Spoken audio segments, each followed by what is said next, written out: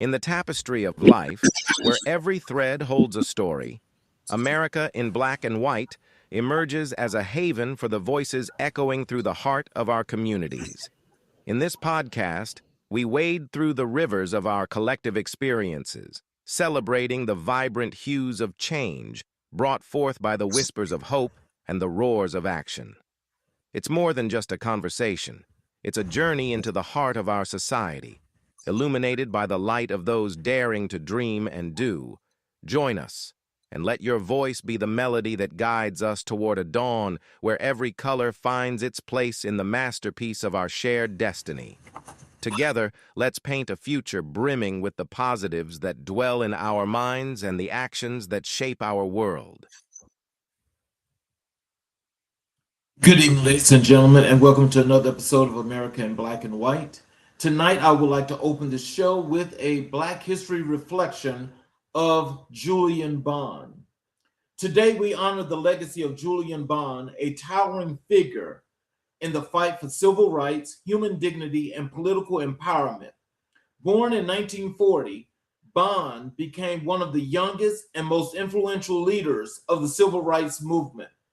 As a co-founder of the Student Nonviolent Coordinating Committee, SNCC, he helped organize sit-ins, freedom rides, and voter registration drives that reshaped the political landscape of the South. Bond went on to serve 20 years in the Georgia House and Senate, becoming a national voice for justice, equality, and the protection of civil liberties.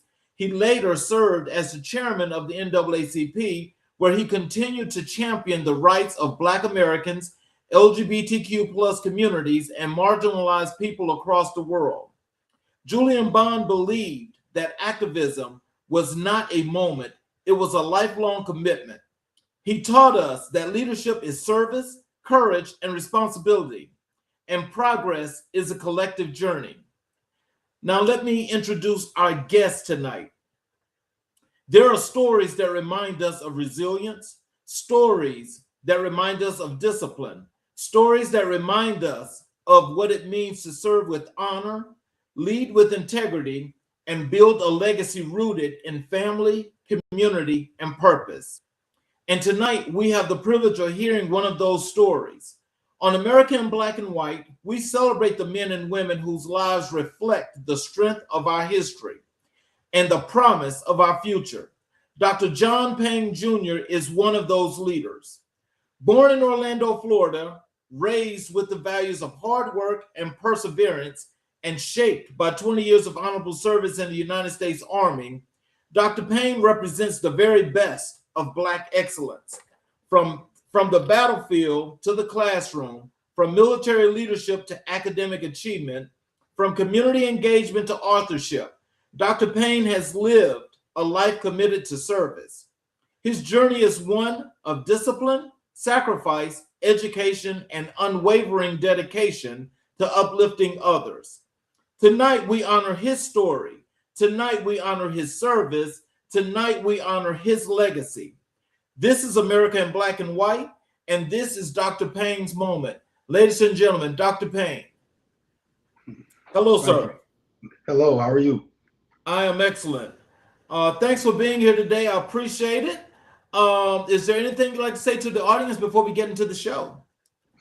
No, I would like to say something to you, however. Thank you for having me on your platform.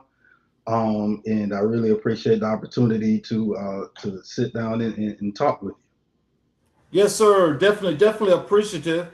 And look, it's a long time coming because we booked this a while ago. you. Absolutely. So can you tell us, growing up in Orlando, what values shaped you as a young man? I mean, you touched upon quite a few attributes. Hard work was in independence. Those were the things that were instilled in me as a child. Uh, Being able to get connected to different men that were able to share their experiences and their manhood with me. Those were the values that really shaped me into manhood and becoming I guess who I became. So yeah, so those were the things. Other people taking interest in me as a young man, as a child, definitely shaped my belief system, and I carry a lot of those attributes with me today. Okay, let me just introduce, just say hello to some folk here in the chat. There's one here that's saying hello. I want to thank you for being here and watching the show, and I hope you enjoy. Um, and here's one here that's saying hi, sir. Thank you for being here as well. I hope you enjoy the show. And let me just get back here to the show. What do you remember most about your childhood and community? Well, at the age of 7, I found out that I was adopted. Oh, Um, wow. and so that had a huge impact on my life and the way I view the world, and my value and family. And that was a major, I guess, epiphany of learning that I was an adopted child. And so that really shaped my value system in how I moved about the world and some of the things that I wanted to accomplish, the seriousness of uh,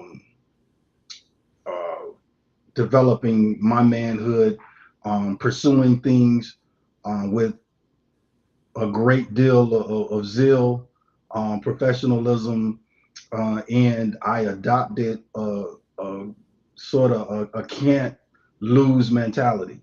So I looked up at the positive aspect of every situation and how that I can benefit from it and how it can assist me in achieving and becoming successful in life. So, would you say that in learning that, and I'm assuming that this was at a latter part of your life, is that what made you be the strong person that you are today and the perseverance that you have? I guess that's where it came from. I can say that would probably be true. So it allowed me or gave me the opportunity to understand the importance of certain things and not take things for granted. Definitely. So, who were the early role models who influenced your character?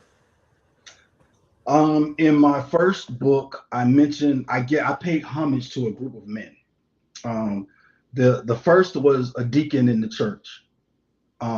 He took me under his wing. He took a strong like to me, and he taught me the value of hard work.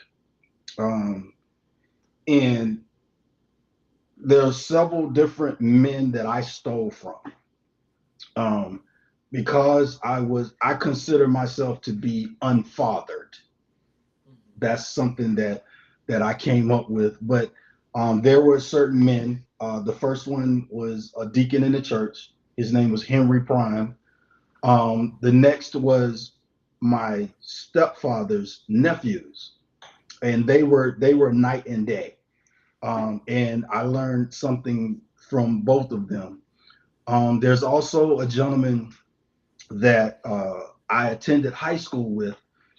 He was an upperclassman, but we ended up joining the military on the same day, and he was quasi my first big brother, so to speak.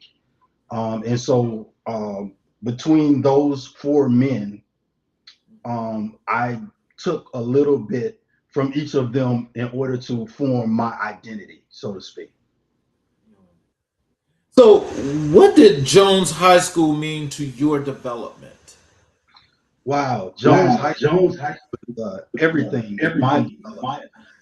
I don't know if you're familiar with the history of Jones High, but Jones High School is one of the oldest historically black high schools. It is the oldest in the state of Florida, but it is one of the oldest in the country.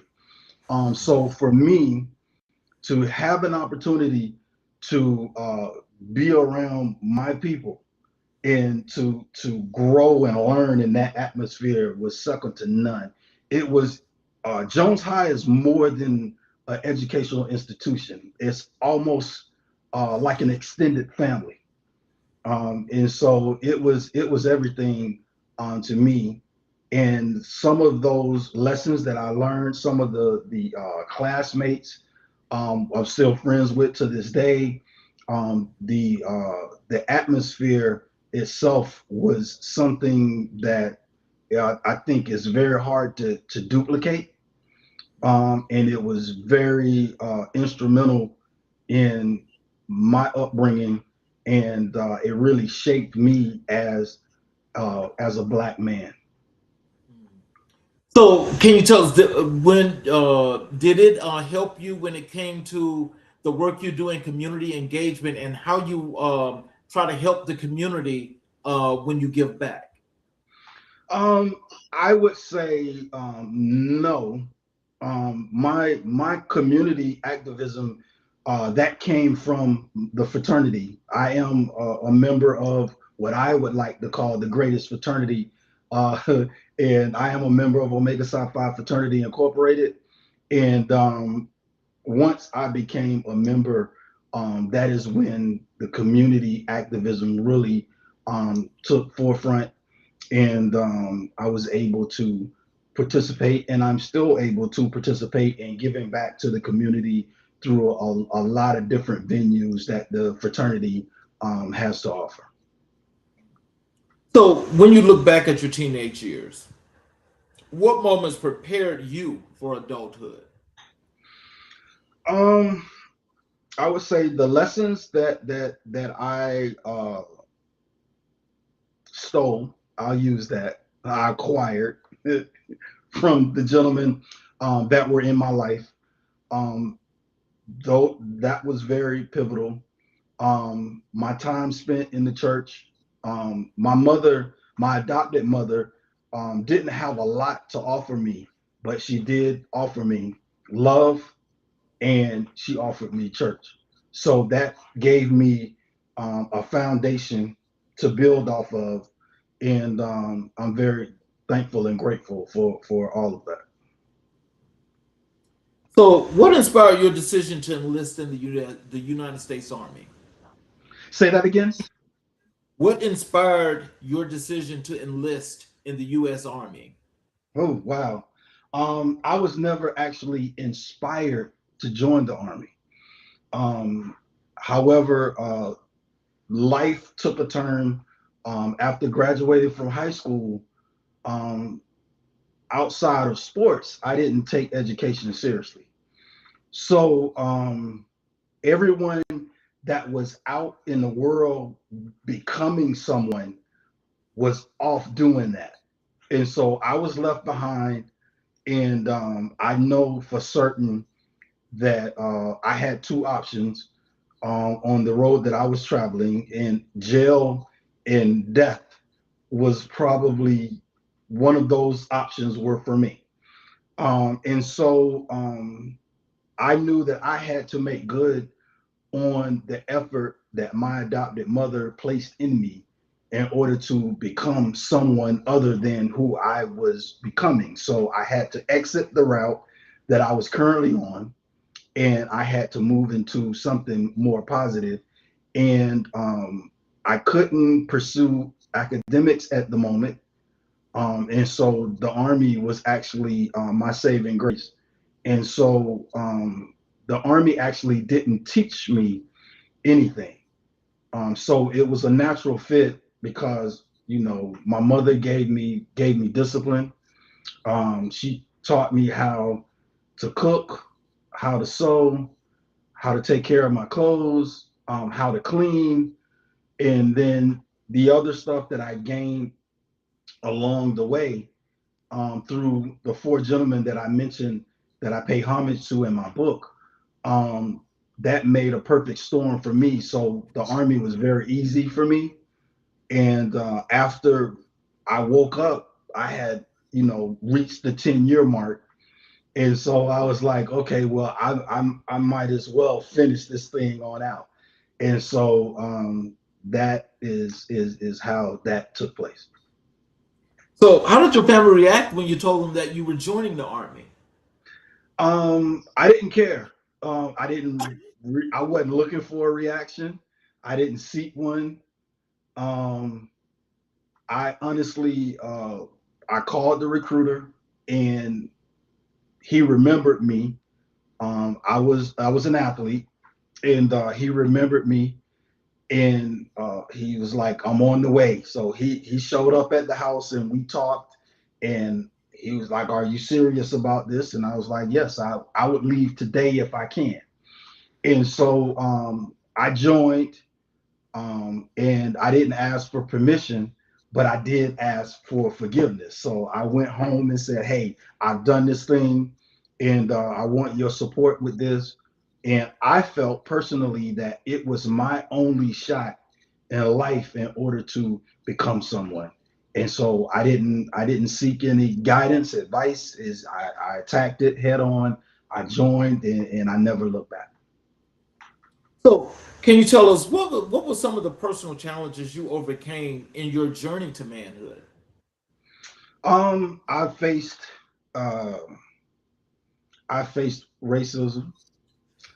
Um, I also had a love hate relationship with academia, and I had to learn basically. Um, I had to convince myself that I was smart. I didn't have a clue, and so once I realized that I was capable of learning, I was capable of doing the work. So that was a hurdle,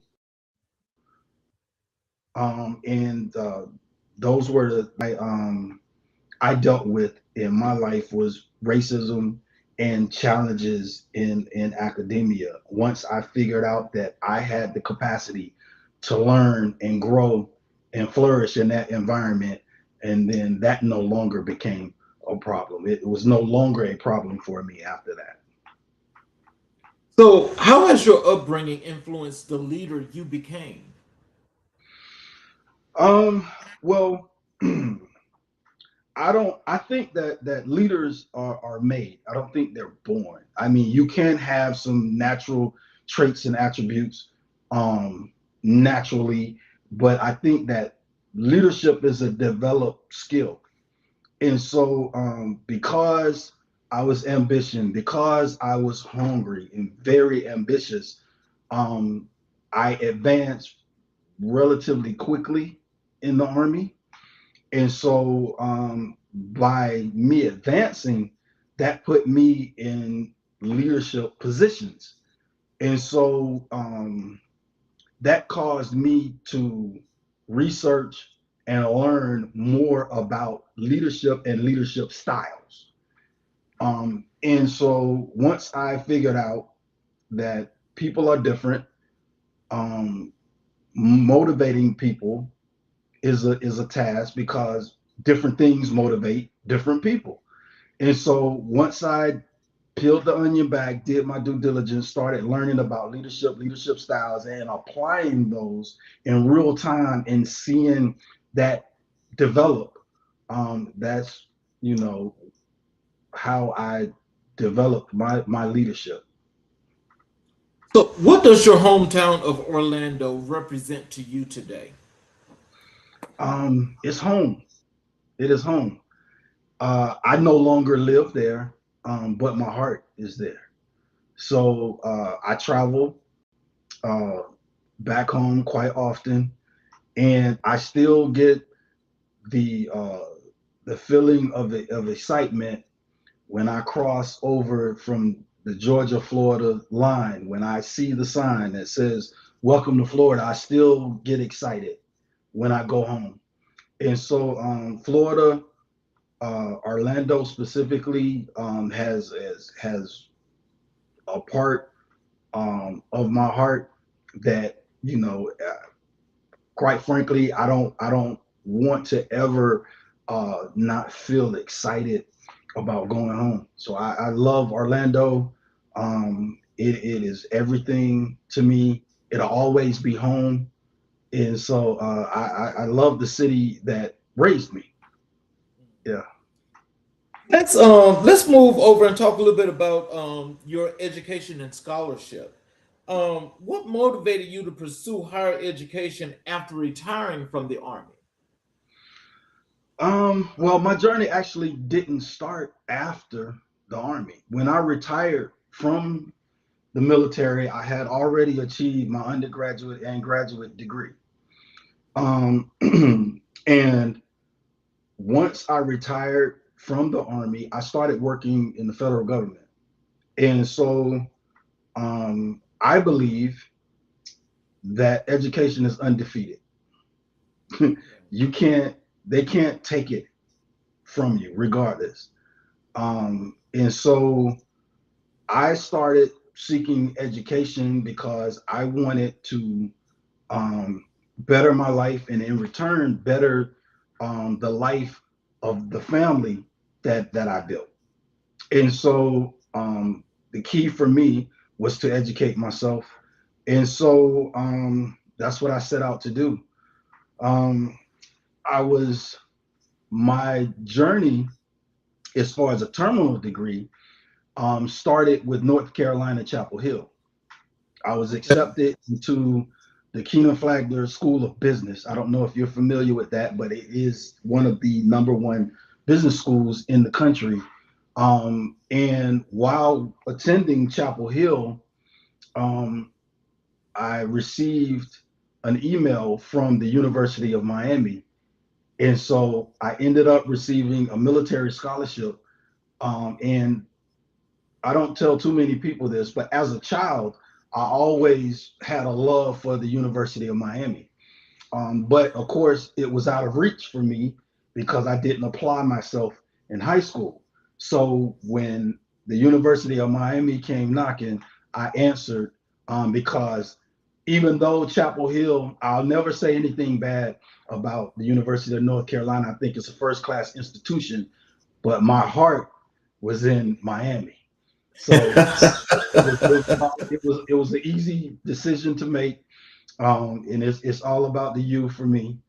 And once I was accepted into the program, I didn't look back until I was conferred. So I'm very happy about that. So I am a proud alum of the University of Miami.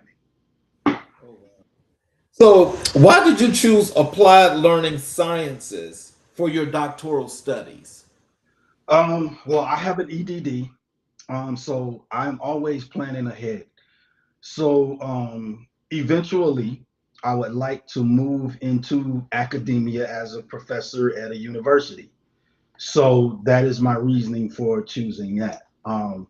I am nearing the end of my civil servant career in the federal government, and my wife, who I am very proud of, Dr. Rolanda L. Payne, she has two doctorate degrees. She has an EDD from Morgan State and a PhD from the University of Maryland at College Park. And so I'm looking forward to, in our elder years, both of us being professors at a university and taking the summers to do our traveling. So that is a plan that I've set forth that I would like to see come to fruition. That's a great plan. What was the most challenging part of earning your doctorate? Um, this is, and I pray that this doesn't come across as any form of arrogance. I didn't have any challenges.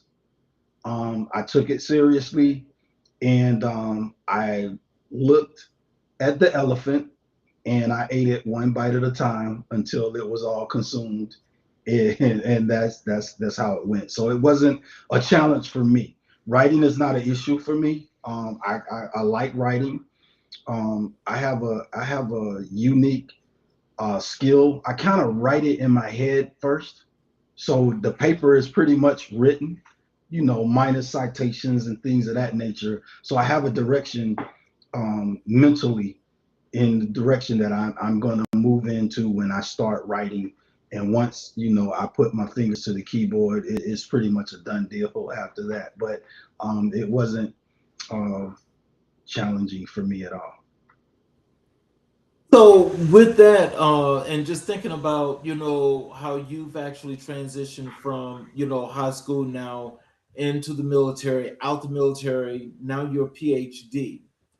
How much of that can you give credit to the upbringing and the strength that was put within you for what these guys poured into you, that you were able to just go through, and this has become a breeze, for you to get to this point where you're accomplishing all the things that you set out to do?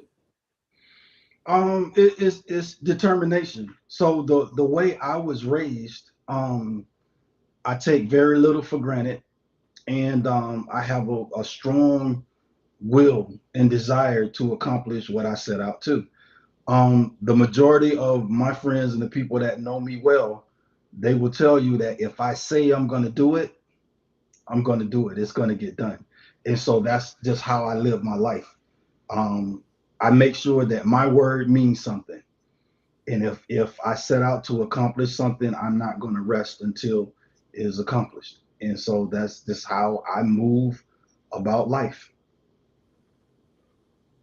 So how did your military background prepare you for your academic rigor? Um, that is a good question. I'm not. I can't necessarily give the military any credit for the rigor that was faced academically. Um, Outside of some of the attributes that the military kind of preaches, as far as persistence and can do attitude, those type of things. I think those are attributes that I can kind of put a little weight to, but I can't fully give the military credit, because I honestly would say I don't think that the Army taught me anything necessarily. I kind of I had everything that I needed going in. So I would say my childhood and the will and desire to accomplish and achieve. I think that is biggest the biggest attribute that I can account for. My success in those areas. So, what about the structure and the discipline that the military offers? Did it play any part in that at all? I came with it. It was in me. I'm being honest with you. I when I joined the military, everything that I needed was already in me. It was instilled in me. I knew how to, give someone the proper customs and courtesy. I'm a Southern man. I'm a Southern boy raised. I knew no ma'am, no ma'am, yes ma'am, no sir. I knew how to respect others. And so I knew how to keep my items clean. I cherish the things that I have. So it didn't teach me anything. I came, it was all inclusive. I had what I needed to be successful in that environment. And I honestly believe that if you can be successful in that environment, you can be successful in any environment. And that opened my eyes to dealing with people, different races, creeds, colors, religions, backgrounds, socioeconomic backgrounds, so it gave me a look into the world. I had an opportunity to travel to different countries, have respect for their customs and courtesies in other countries. And so it was already in me. It was just a matter of applying those at the right time and utilizing persistence, and just not giving up and not quitting. So, what does being Dr. Payne mean to you and your family? Um, It means a lot to me because I'm the most unlikely suspect. So I didn't achieve high in school, in grade school. Um, Matter of fact, I'm writing a book now about my educational journey. There was a young man that I went to school with. His father was in politics in our city. He had it all together. He was a class valedictorian. He had it all together. He knew what he wanted to become. He understood the college structure. He had the grades to back it up. He knew what institution he wanted to go to. I mean, he had it all together. That was not my story. I actually admire this gentleman. I haven't had an opportunity to tell him. I'm hoping to see him one day and express to him the influence that he had on my life as a teenager, because he had it together. And so I like to utilize something that he told me, um, and what it means to me. So he never had a discussion with his parents about going to college. It wasn't discussed in his house. He said the writing was on the wall. His mother and his father were both college educated. It was nothing they discussed. He knew that he was going to college. He knew what he was going to college for. He knew what institution he was going to. He had it all laid out. And so I think that for me, it provides an example for my children because the writing is on the wall. Between me and my wife, there are three doctors in the house. Three doctorate degrees live here. And so I think that it provides an excellent example for my children to follow. And even if they don't reach that particular goal, they understand that education is important and they take it very seriously. So I like to give my son, Sean Payne, I like to give him a shout out.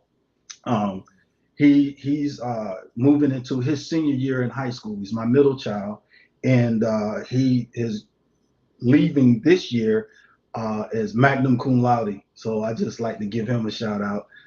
We're proud of his academic achievements, and my daughter, my youngest daughter, is also an honor roll student, and my oldest son is in currently serving the country. He followed in my footsteps, and he's in the military. Oh wow, man! You know that's a wonderful structure because it actually more than proves that you and your wife have set a great example. Because as your kids are following along, it actually makes it that much simpler for them as it was for you. As you say, you already got the structure; just go do it. Absolutely. How do you use your education to empower others? Um, well, I like to talk to my closest friends about education. Um, so I'll use someone else I served with, a gentleman that I served with. He's actually, I consider him one of the smartest people that I know. I tried to convince him to pursue a terminal degree. He has four master's degrees. So once one day he took me up on my offer, and he too is a graduate of the University of Miami with a terminal degree, and he is now a professor at the University of Miami. Oh man. And so I love talking to my peers and my counterparts about the importance of education. And so a few of them have taken me up on my offer to pursue a terminal degree, and the ones that have, it has paid dividends for them beyond their imagination. And so I love talking to others and sharing my experience with them, and just to let them know that you too can achieve this. I don't have a formula that is hard to follow. I'm not special. I'm not the sharpest knife in the drawer. And so I believe that if I can achieve academically, then most of my peers can as well. What role does lifelong learning play in your life? Big. I think that you should posture yourself to learn something new every day. Um, I'm constantly reading, researching things of interest. Um, and as an author, I like to do independent research about different topics that I'm writing about, and I like to fold that learning into my writing. And so, yeah, very, very important. I think that you should always seek to learn. That's just me. I think if your mind is sharp and it's working, I think regardless of what age you become, if your mind is still sharp, you're still productive. You know, I'm a firm believer that you get paid more from using your mind than you do your hands. Um, what did you learn about yourself during your doctoral journey? Um, I learned that there was another level that I can get to. There was because um although it wasn't extremely challenging, there were moments where I had to dig deep in order to persevere and continue. I think that terminal degrees are not necessarily gained by the smartest individual, it's gained by perseverance. So if you can persevere and if you can take a bite out of that elephant, eventually you can consume it. And so I think that it showed me I had another gear that I could get to. So, how do you bring academic knowledge into real world community work?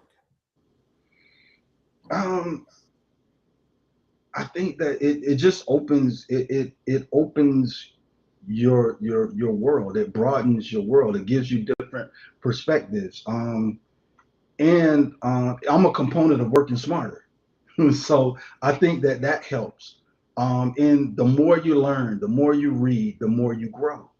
And so if I'm unsure about some things or something that I want to know more about, I'll put the time in order to do that because I'm all about uh, finding ways in order to work smarter.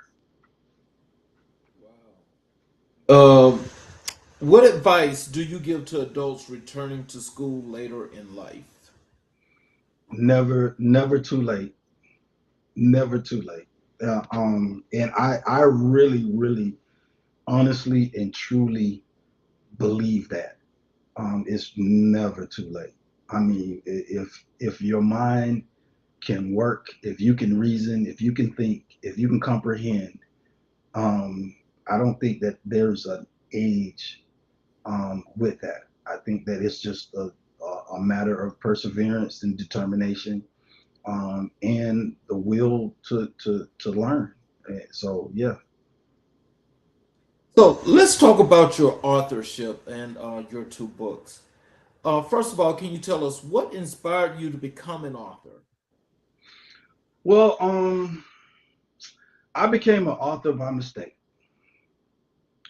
So I went on this journey to find my biological family.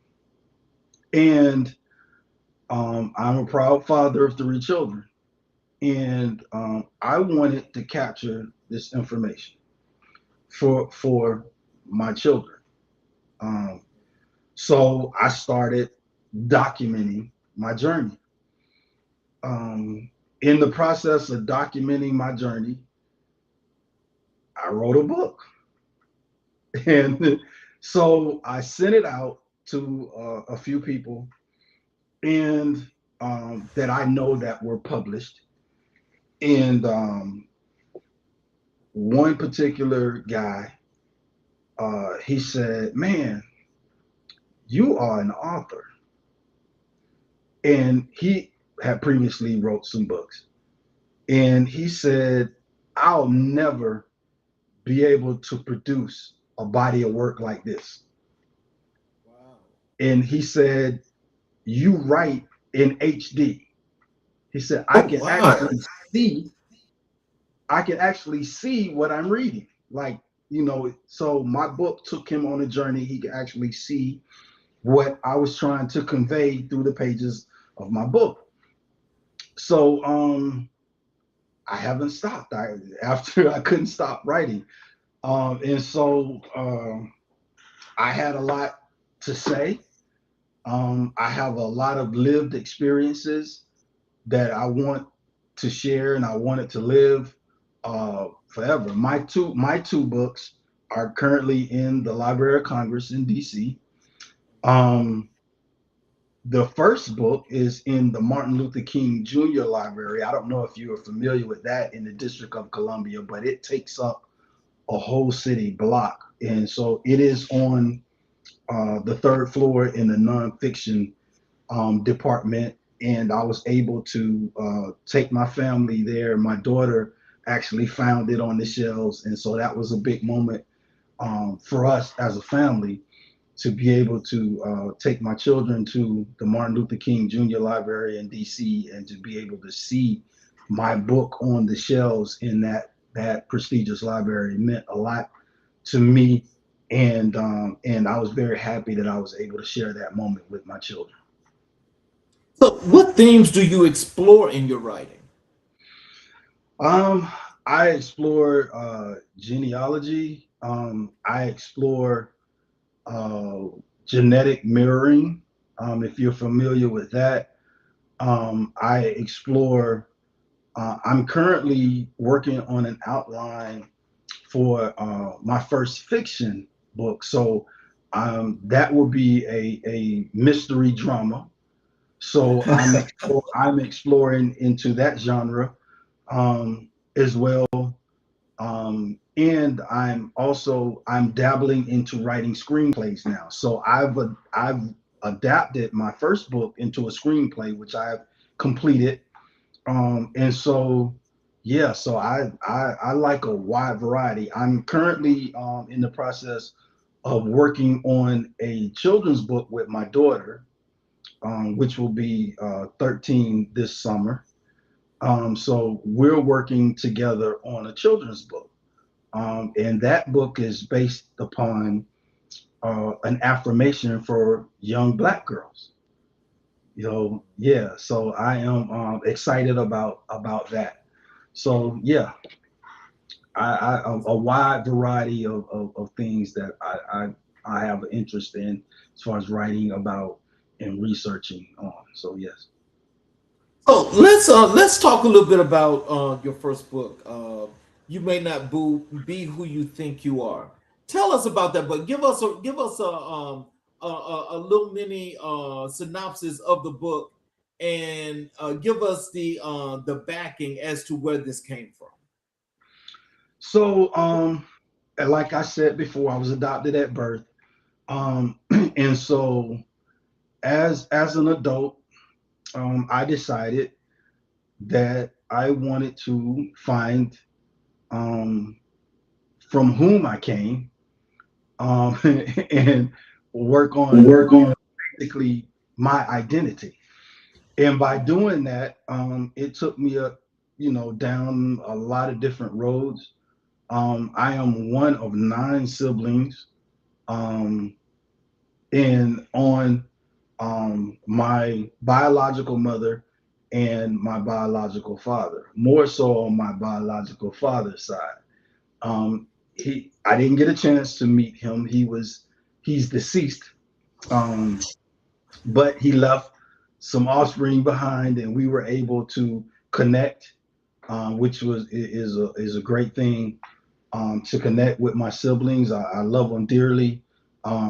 We have really good relationships. And so I wanted to capture that moment.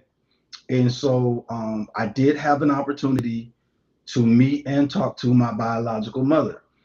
And so I was basically hidden in plain sight.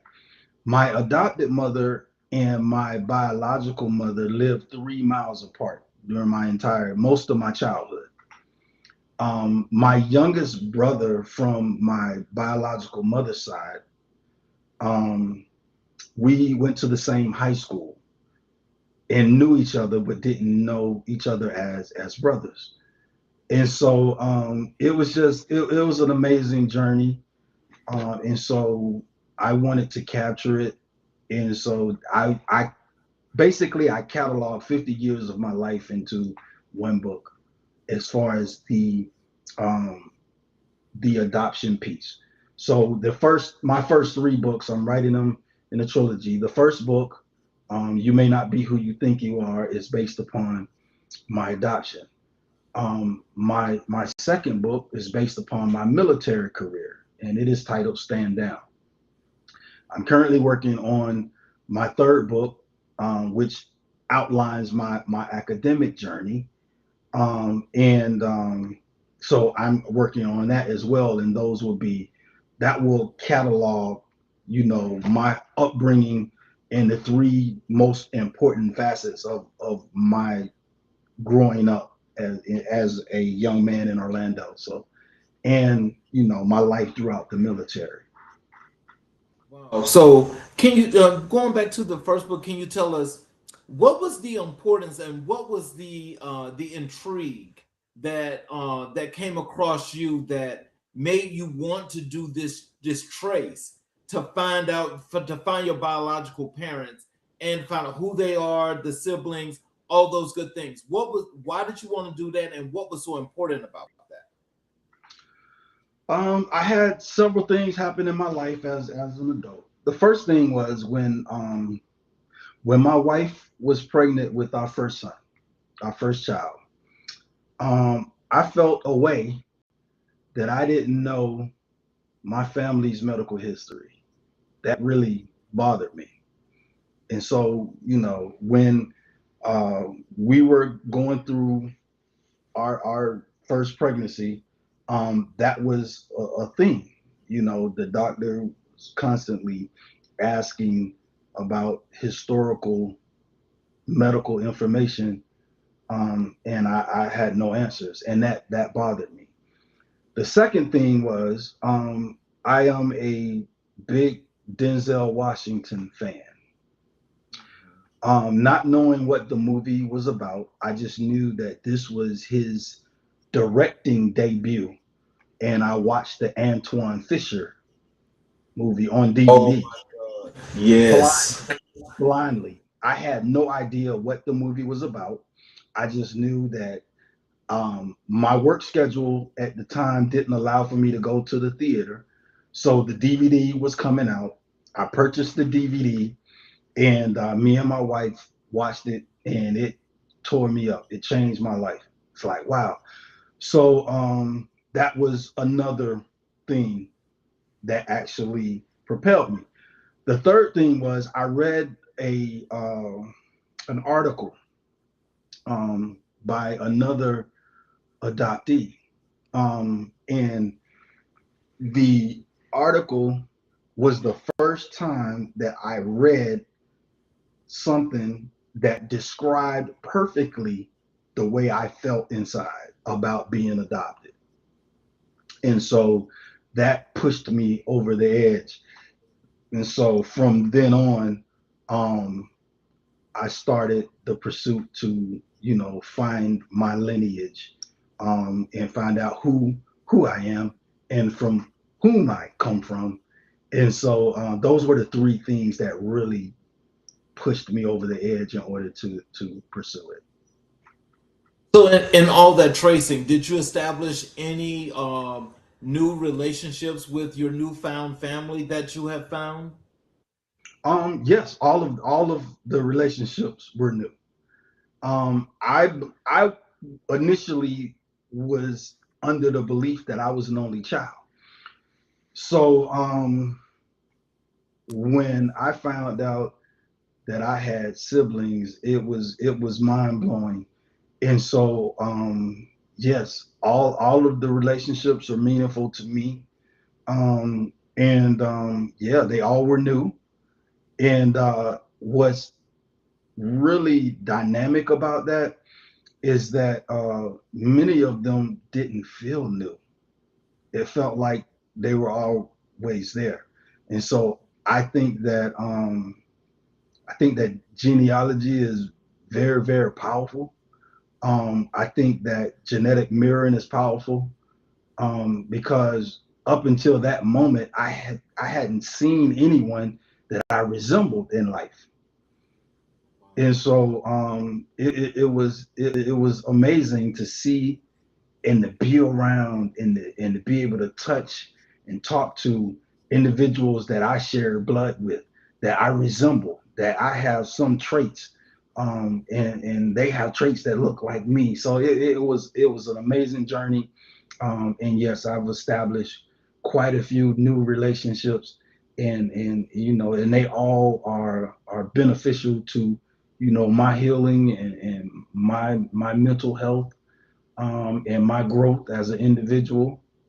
And yeah, it is an awesome experience. So anyone that's listening that knows someone that was adopted and they're apprehensive about it, because there are a lot of people that have fear, when it comes to, you know, finding, their biological families, and there's a lot of fear with that.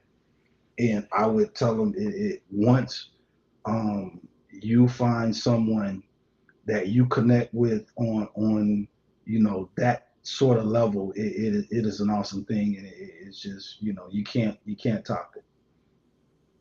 So, how does your military experience influence your storytelling? I think a big A deal, big deal. because I had an opportunity to see the world differently. And so, I did 20 years in the army, and in those 20 years I had an opportunity to meet a lot of people and live in various different places. And so I think that it has a big influence, not only, well, it has a big influence on my life, so it's going to affect, my writing, how I see the world, and things I think are important, and, you know, things that I lend weight to because of it. So yes, plays a big role. So, what message do you hope readers take from your work? um Never give up. um and the book itself is not doom and gloom. There's some humor in there, and so I think that, growing up the way that I did, you find ways to entertain yourself. And so, I find humor, um, in a lot of different experiences. You know, being hindsight, being 2020, that, you know, some others may not find humor, but I can relay that in such a fashion where you could see, you know, the humor in between the lines. So yeah. Tell us about your writing process and how your creative thinking goes into this great work or these great works that you're doing, that you're producing. um I start with, the overarching story that I want to tell, and then I complete an outline, and then I start putting flesh to that outline. I flesh that out, and then I start writing. Um, but I don't necessarily write chronologically. Um, I may, feel comfortable writing about a certain topic today that may be further down the outline. And so, but it all comes together at the end. But, you know, I may jump around in the outline as far as what I'm going to write about in that particular time period, that I'm writing. So that is the method that I use. I figure out a topic that I want to write about. I do my research and due diligence. I complete my outline, uh, with notes included, and then I create a checklist according to that outline. And then I start writing, and then I may jump around from different parts of the outline until the manuscript is complete. Once the manuscript is complete, then I go into an editing process, and then I run it by a few individuals, send it out, get fillers. Hey, what you think about this, and so forth. And then I go through the process of publishing. So, have you always been a creative, or was this one of the gifts of yours that just came to you and you just start doing it? I think I've always been creative, and the gift was in me. I didn't know it. So as a child, I took art lessons. I draw. I paint. Um, I took music, and so the creativeness was always there. I didn't know that I was a writer until I did it. Once I did it, I was like, wow. And then receiving the affirmation from others, that have read my work, um, that was enough to push me over the edge. Something that I wanted to continue doing, that I enjoy and I love to do it, and so it's become a part of who I am, and what I like to do. Take us through Stand Down. Tell us about Stand Down and its process and why that was so important to you. So Stand Down covers a large portion of my military career. And I focused on how I overcame uh, various different episodes of racism. And so, what was funny about it is that I actually did nothing. And so, uh, You every did time nothing. I did nothing, every time I came across some type of racism, I accredit it to God. Every time I came across something or some type of racism towards me, it was handled. And so that is why the book is titled Stand Down. It's synonymous with military life, but it's synonymous with the actions that I took in order to overcome the racism or the different racist episodes that I encountered throughout my 20 years in the military. And so it was just taken care of. I stood down. I did nothing, and those things were taken care of for me. So I didn't fight. My battles were fought for me. And so I tried to express that throughout the book. And so I have been a proponent of that my entire life.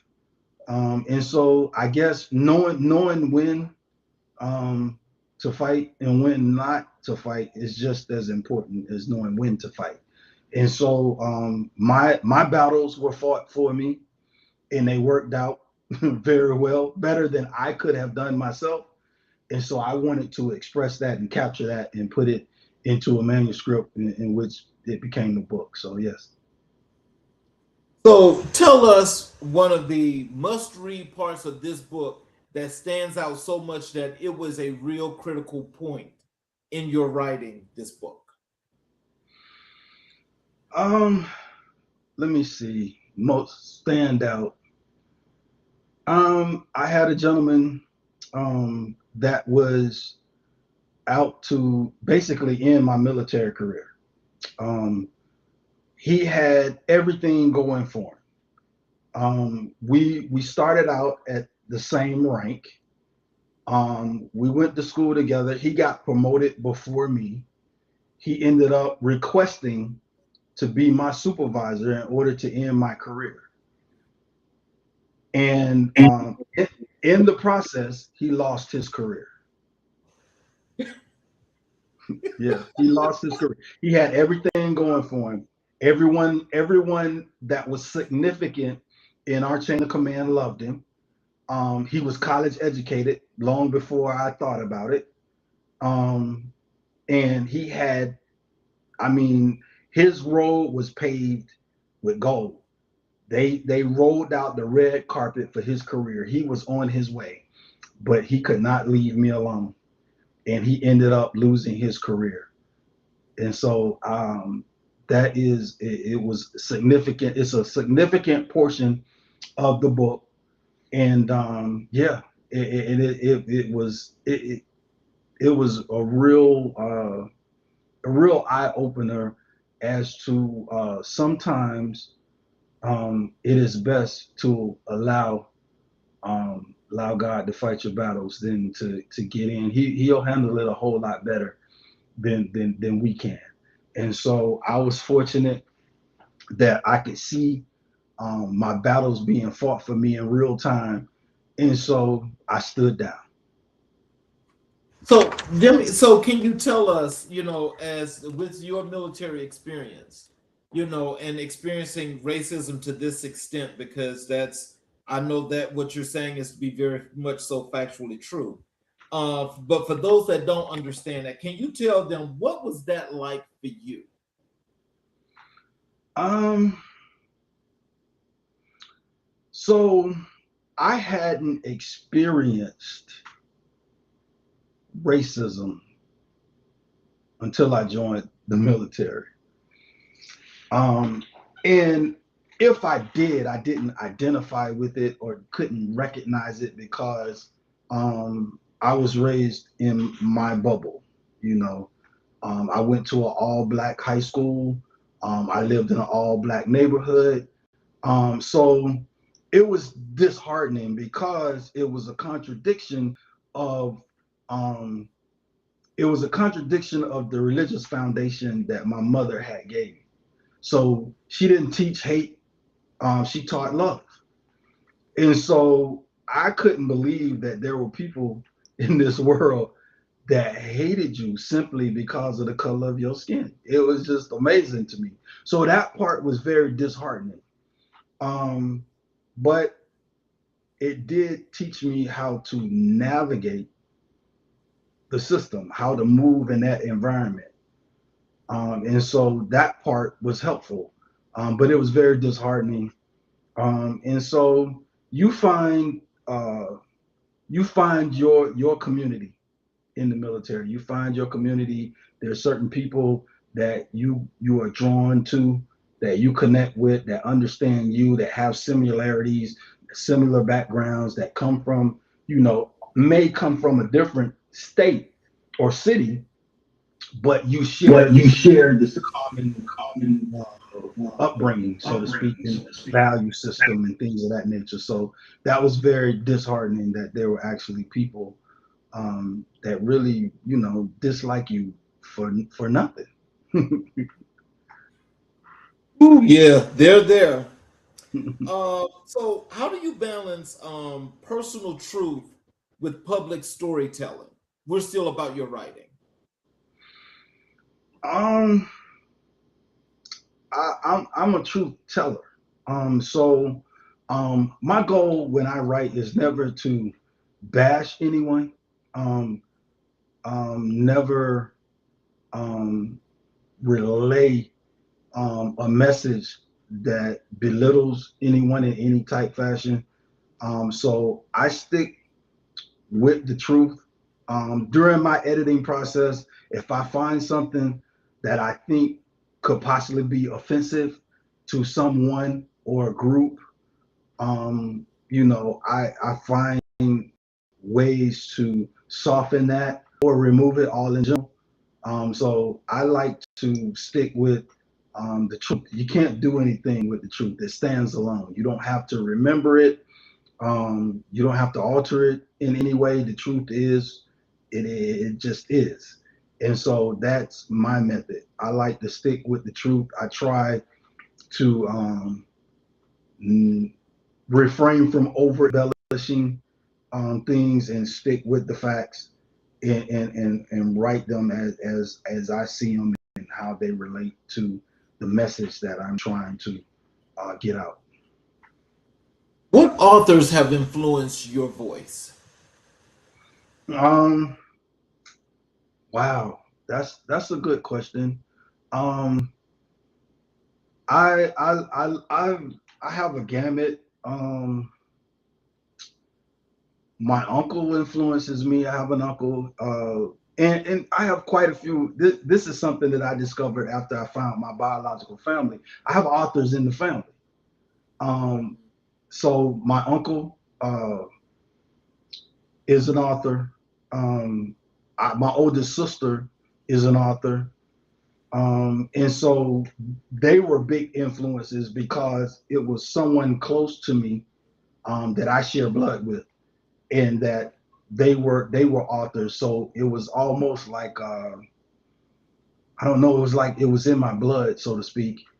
But as far as other authors, um, the Toni Morrisons.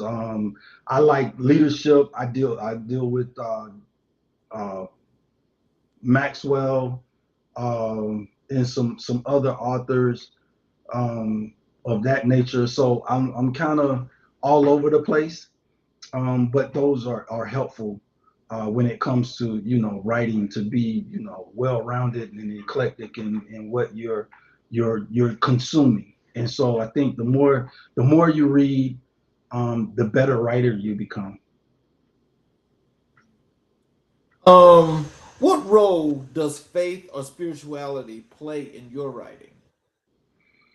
Um, it plays a big role because I try to incorporate some of that in every book, and I try not to because I'm not a pastor or anything of that nature, so I try not to overwhelm with that. That's not the main purpose of my writing, but um, I like to show the God touch, especially in my nonfiction.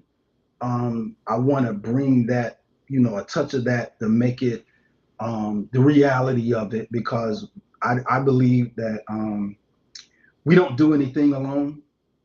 And I think that and I have a strong belief in Jesus Christ, and there is a higher power that kind of guides us and helps us out and open doors and close some doors as well.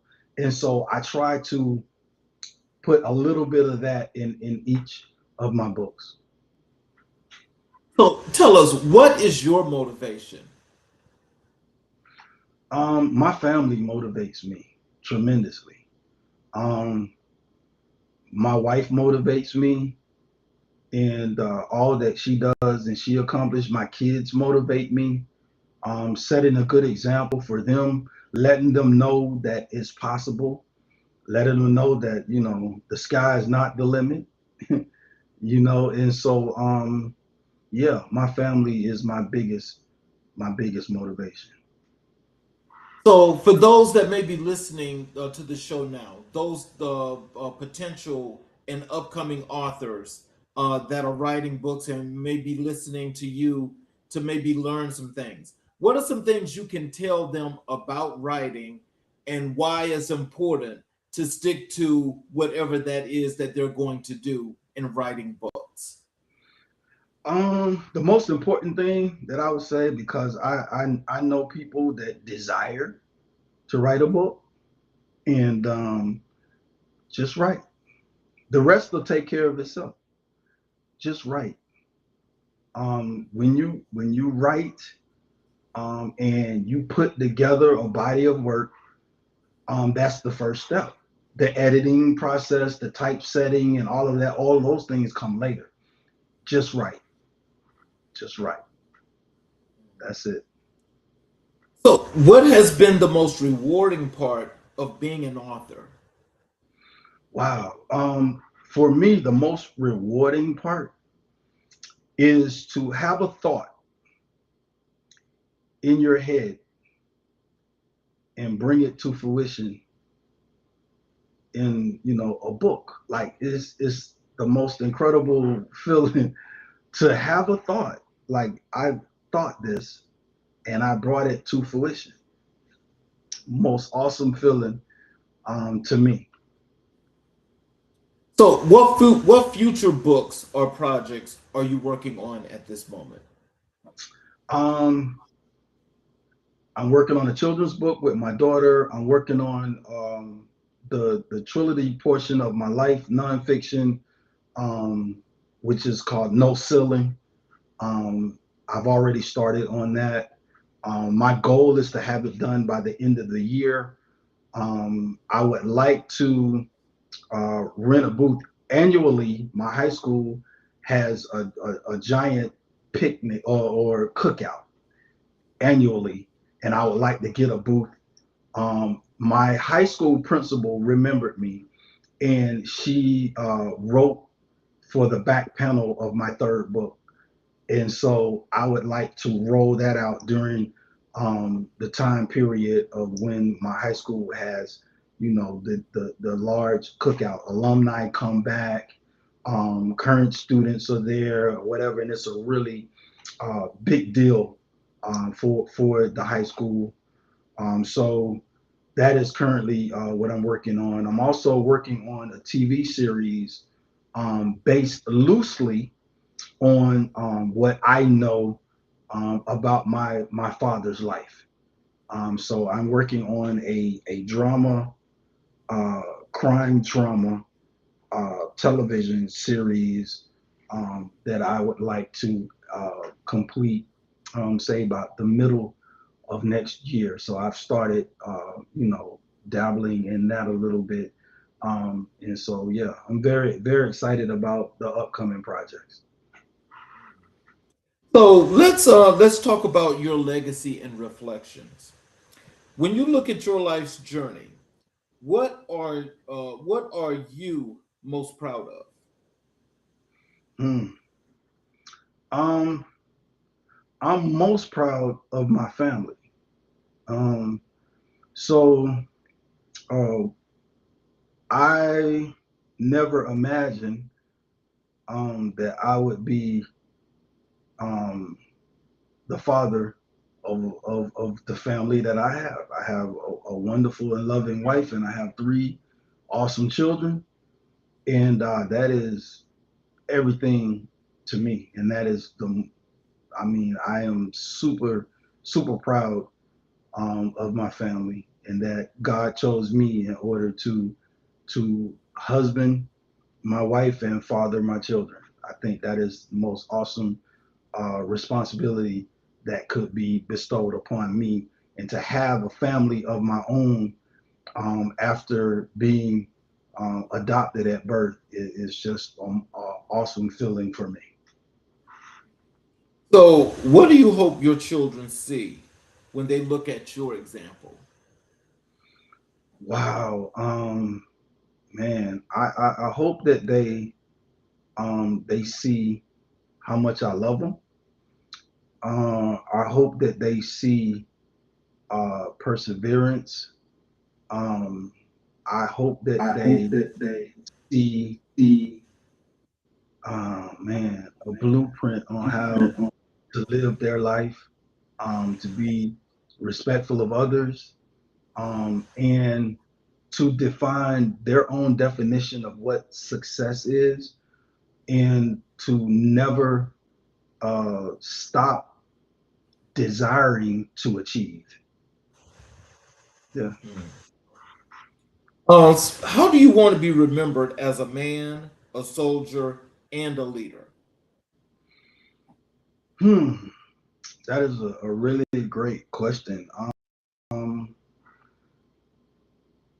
uh, I want to be remembered as dependable. I want everyone that comes in contact with me, that know me personally, to know that my word means something. Yeah, that's how I'd like to be remembered. So, what legacy do you hope to leave for future generations? Wow. Um, I haven't thought about that. Um, that is a excellent question. Um, and wow, I really can't answer that. I don't know. I hope it's something very positive. And I pray that my work lives on forever, and that someone will pick it up and push it forward. Yeah. Well, I'll tell you what I see. I see it as the man that could. The man Thank- that could, because I mean, truly, as you just think about it, and as you were coming into your own, it's such an interesting journey because at each part, as you went up that ladder, there was always a peak and a spike at each step. And so at each one of those steps, it just shows that you were accomplishing and putting all the feathers in your cap as you kept walking up all those steps, and you're still walking. That's the thing. So that's a very high bar that you're setting. Yeah. I've been told. So, and finally, what does Black excellence mean to you today? I think Black excellence is everything. You know, what would what would this country look like without Black excellence? Exactly. Black excellence is everything. We're everywhere. We're everything. Yes. There isn't a facet of life that you can't touch or think about, talk about, or live in that hasn't been touched by Black excellence. We define culture. Um, we define fashion. We define music. We define math. We define astrology. We define geology. I mean, what would the world be without Black excellence? We define culinary. Like, the world would be a sad place without Black excellence. So to me, Black excellence is everything. It can't be topped. And so the world is better because of Black excellence. This country is better because of Black excellence. And so we exist, we thrive in any environment. We thrive. And so Black excellence is everything, man. And we as Black people are awesome. Period. So, in closing, what are some words of wisdom and encouragement you'd like to leave to our audience? Tell them how they can connect with you via social media, your website, how to get your books, all of those good things. Okay, I'll start backwards. I heard this once, so I'm gonna say it's not a real word, but I'm Googleable. But my books are sold wherever you purchase your books. They're on Amazon. You can get them on Walmart.com. You can go to booksamillion.com. So the books are out there. They are available. In closing, what I would like to leave as far as encouragement is once you set your mind to something, see it through. That's what I'd like to leave as far as any words of wisdom. See it through. Okay, well, so as I close the show, I have a closing monologue that I'm going to do to close the show. But in closing, can you stick around a few minutes after I close the show? Absolutely. So I want to thank each and every last one of you for watching the show this evening. And you guys got all this words of wisdom, and you learned of the creative experience of Dr. Payne. For those of you that are watching on all of our channels, including the YouTube channels, if you have not yet subscribed and enabled all notifications, I am asking if you will please support us by subscribing and enabling all notifications. Therefore, you're able to catch the shows when they're live, as well as you're able to go back and watch all of the previous recorded shows of all the great professors that have been here, that have been leaning and giving that is more information and educational aspects as to how we can do things to better help not just perform in our communities, but to build them as well. Also, on those YouTube channels, as the posts go out, when there's something that's happening that's up and coming, you're able to get those posts as well, and you can also stay a part of those communities on the YouTube channel. So in closing, Dr. Payne, your story is a testament to discipline, courage, scholarship, and service. You have lived a life that honors your family, your community, and your country. From the battlefield to classroom, from leadership in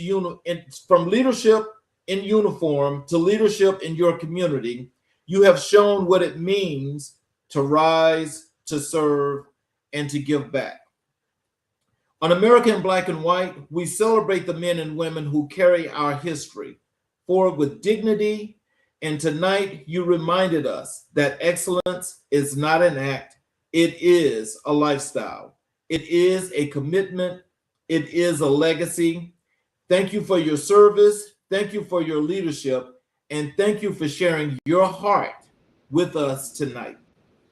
Thank you all for joining us. And please join us again tomorrow night for another great show here on America in Black and White at 6 p.m. Eastern Standard Time. I'm your host, Charles King. You guys, please have a